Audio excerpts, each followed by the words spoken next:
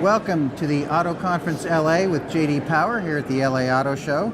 My guest is Thom Callahan, the president of the Southern California Broadcasters Association. Thom, you just gave some remarks to LA automotive dealers on the strengths of radio and whatnot, and how that radio is still a very viable communication tool and media outlet for car dealers. What do you think is the takeaway? What was the main takeaway that you wanted these dealers to grasp from your remarks today? Thanks, Gino. I think more than anything, dealers are overwhelmed with so much information. We can do this, we can do that, we can increase sales, and they're getting it from all sides, including to a certain degree from the manufacturers.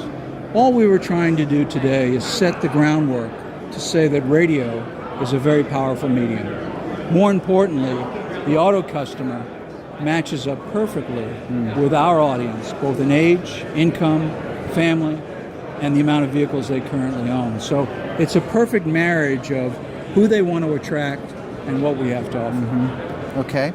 Now I know the SCBA and Nielsen did a study recently called the Local Path to Automotive Purchase Study. Why did you decide to do that? What was the objective there?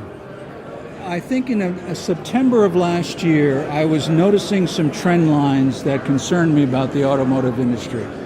Higher debt ratios, more days cars on lot. Mm-hmm. Even though 2016 was a great year for the industry, there were these cloud storms forming.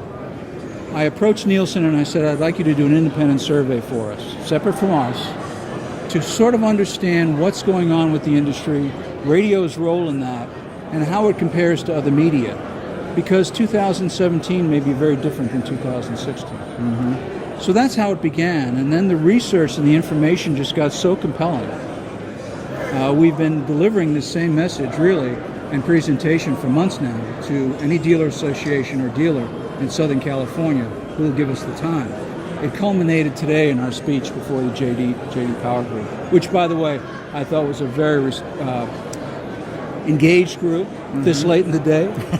I know everyone wanted a break, and so they sat and they listened, and I appreciated that. Good. Now, this survey that Nielsen did with SCBA here in Southern California, are those results transferable to other major markets, or how does that relate? I spoke to Nielsen about this when we first did the study because this came up in we've done a number of interviews with Ward's Automotive and Automotive News and a number of national press, and that same question was raised.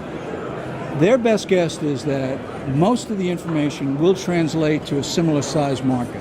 So a New York City, a Chicago, a Dallas, and Atlanta. Let's face it, people are very much the same in their patterns throughout the United States. So we feel confident in saying that yes, for the most part, this information transfers to other markets. The only caveat to that is I'd like Nielsen to confirm that with us, which we hope to do in the next couple of weeks.